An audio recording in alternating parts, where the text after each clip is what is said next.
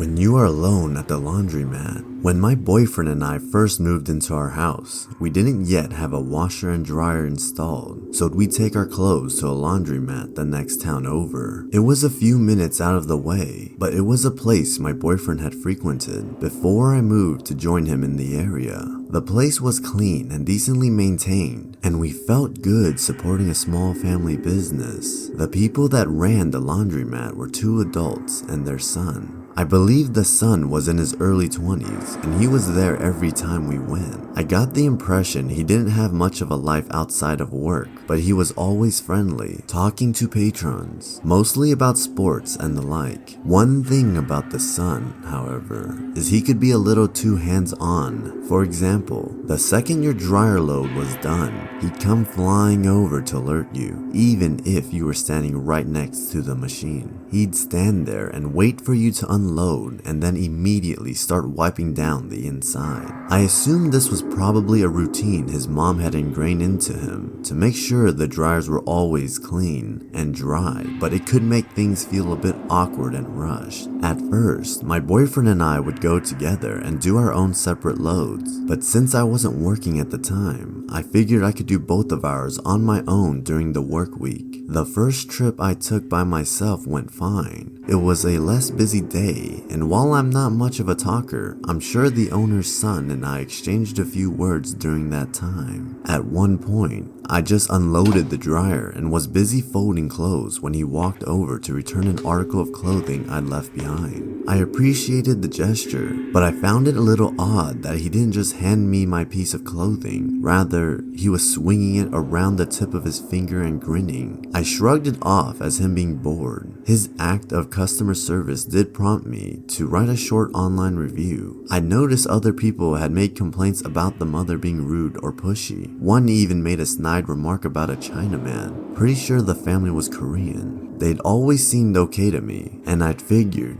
I'd add some positivity. The guy had been on his own that day, and still wanting to be supportive of a small town business. I noted the quality of service with a few kind words. I later wondered if doing so had been a mistake. Exactly a week later, I went back to do our weekly laundry load. When I pulled up, I noticed that there were no other cars in the parking lot. As I was backing my car into a space, I saw the son standing in the doorway. He was grinning and watching me pull in. He was definitely extra friendly on this day, and there was a different vibe to his typical extroversion. It was the middle of the day and the laundromat was close to a busy gas station, so it wasn't like I was completely isolated and alone, but something felt very off about being alone with him. I sat at a table by the window and did my best to keep myself occupied. When I got up to grab my clothes from the washer, he smiled from where he was sitting and asked, "How does it feel being the only ones in here today?" I was already unnerved being alone as it was. I just smiled and went,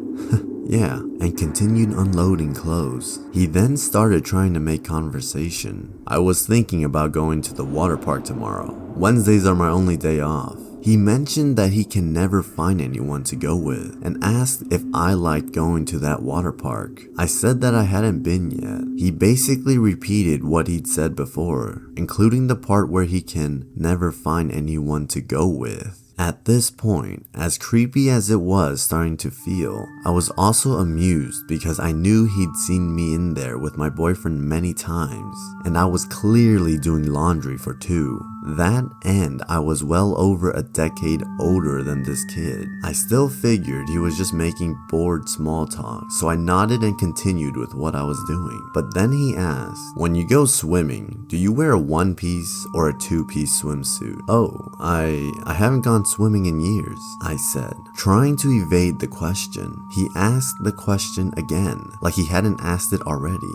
"Well, when you do go swimming, do you like to wear a one-piece or a two-piece swimsuit?" Again, I tried to evade the question, saying I hadn't gone swimming in years, but he kept repeating the question, trying to get me to answer. He would just not let up. I am blessed in certain areas, and while I'm not running around like Kelly Bundy, I do dress in a manner that, while tame in most places I've lived, is considered less modest than the average woman where I live. But even at that, I'm not Stifler's mom. I don't know what kind of MILF fantasy this dude had cooked up, up since we'd last met, but he seemed to think his pervy line of questioning was going to lead to something. I don't remember how this conversation even ended, but I did my best to avoid him while I waited for my laundry to dry. Unfortunately, this included having him alert me when my dryer was done. The dryers didn't always do a thorough job the first time, so while I was adding extra quarters, the guy opened the machine, reached in, and started pushing my laundry, which was my underwear in this case, to the middle of the machine. I was never coming back to this place. A week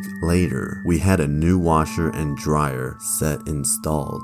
If my car door wasn't broken, I don't know what would have happened. This happened years ago, when I was just a little more naive and 30 pounds lighter. Still just as short though. It was a week before Christmas and I was finishing up my shopping. My mother, aunt, and Nana all are big lottery people, so I tend to get them scratch tickets and season tickets as gifts. I don't gamble really, so it's my one time buying them in a year. I always go to the same place down the street from me, and I wouldn't say I live anywhere dangerous, not gated community level, but like a solid children can walk around alone in the dusk out of 10. Now I had an old SAAB that was the classic no one can drive her but me level of finicky. Sometimes she just wouldn't start unless you held the brake and shifted through the gears. Went to park, pushed really hard and turned the key. It took forever to figure that special secret handshake out. The roof needed to be manually put back up if you put it down, and just a lot of wonky stuff.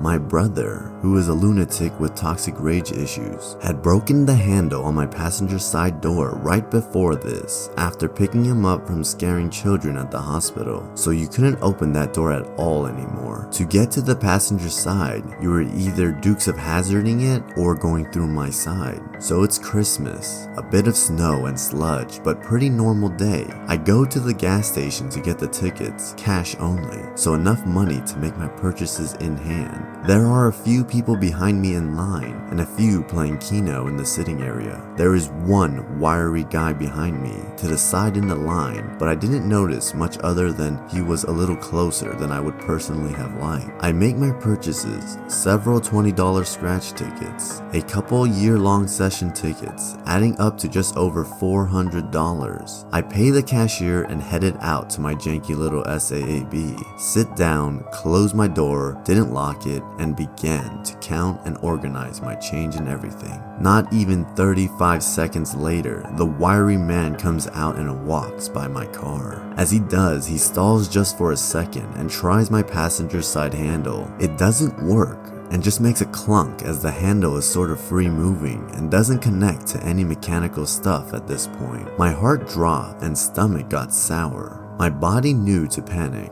but my head hadn't caught up. He immediately keeps going, walks out of the parking lot and down the sidewalk. Until I thought about it later and told some people, I didn't even consider the man was probably going to try and rob me or worse. I now very religiously follow the 45-second rule and am a lot more vigilant during Christmas shopping. An unknown man wanted to walk my friend home. Last week, something creepy happened to one of my friends, who was a 20-year-old female. It was the beginning of the night, and she went to a print shop to print business cards. Since the shop is near her building, she was on foot. While walking home, an unknown man approached her, asking how she was doing. She thought he was going to rob her, but instead, he asked if he could walk her home. Confused and scared, she asked why. He then put his arm on her shoulder and simply answered, "Why not?" Luckily, she was close enough to a restaurant, so she took his arm off of her shoulder and waited in the restaurant until a family member picked her up.